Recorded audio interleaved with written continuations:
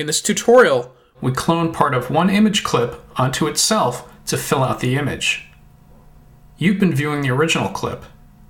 Here's the clip with the clone applied. This exercise uses a Wacom pressure-sensitive tablet. While not required, Paint is more powerful when used with a tablet. To begin, set the timeline duration to 3 seconds. Under the Controls window, set the Animate Static Mode button to Static Mode. Import the ArtBeats movie clip sw114.move. In the Controls window, set the Fields menu to None. Close up the movie track and deselect it. Click the Paint button in the timeline to apply a paint filter.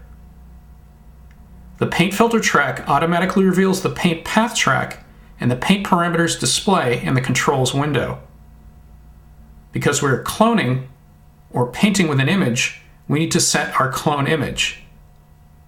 Highlight the movie clip in the timeline and duplicate it by pressing Ctrl or Command D. Drag the duplicated clip onto the brush image sublayer of the paint filter. Select the paint path track. Choose Clone from the Brush Type menu. Make sure the Clone From menu is set to Self and the Align Source menu to Unaligned. Set the Opacity Modulation menu to Pressure with Opacity Alt set to 0 and Opacity set to 100. Set the Size Modulation menu to Pressure with Size Alt set to 10 and Size set to 150. Leave the other parameters at their defaults. Now, hold down the Option key and move the cursor to the Composite window. Click the top middle of the right-hand waterfall to set the clone source.